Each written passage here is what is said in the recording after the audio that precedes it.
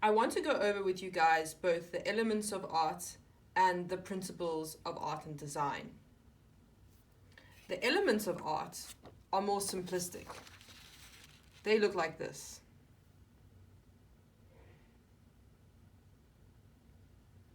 We have the element of line, the element of color, the element of value, shape, form, and space. Your line is simple. We know how to draw a line. We know that there are different types of lines. We know about color. We know that red, blue, and yellow are the primary colors, and that we have a color wheel that we need to study and understand to be able to produce a good artwork. We know that value goes from dark to light, and that there's values in between the dark and the light. You want to make sure that you include all of the values when you are doing a drawing so that the viewer understands where the light is hitting your subject matter.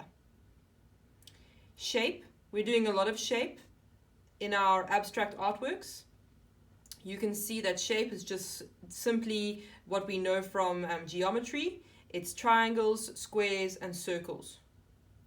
Whereas form is now taking those shapes and making them three-dimensional, making them whole, making them look as if you can walk up to them and touch them. Our last element of art is space. Space means how much of my drawing is taking up my page.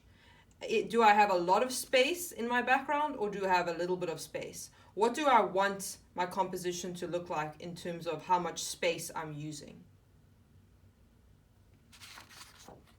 Now we look at the principles of art. We sometimes call them the principles of art and design because they also apply to design.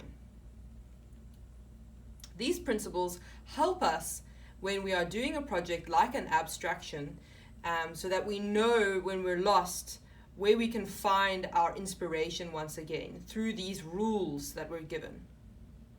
The first principle is balance. We want our artwork to be balanced. We don't want half of the artwork to be very heavy with color and material, and then the other half completely blank and nothing's going on. That would be unevenly balanced, right? We then have contrast.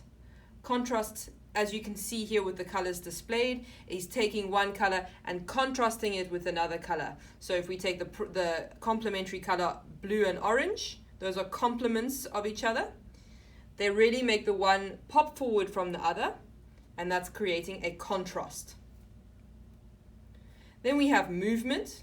Movement is showing something in motion. Just by drawing it, you're showing that motion going from smaller to larger or moving around your canvas. This is an important one, movement. Rhythm. Rhythm is almost like you can picture a song being played, right?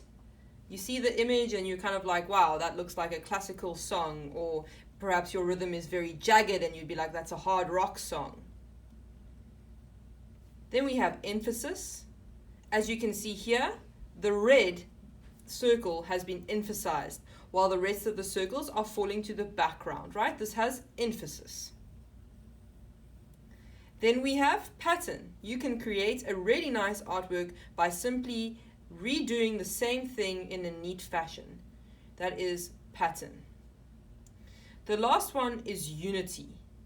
Unity means taking everything that you've put in your artwork and making it work together, making it unified, right? You want your artwork to come together and have those other things: balance, contrast, movement, pattern, emphasis, and rhythm. And by doing those things, you create the principle of unity.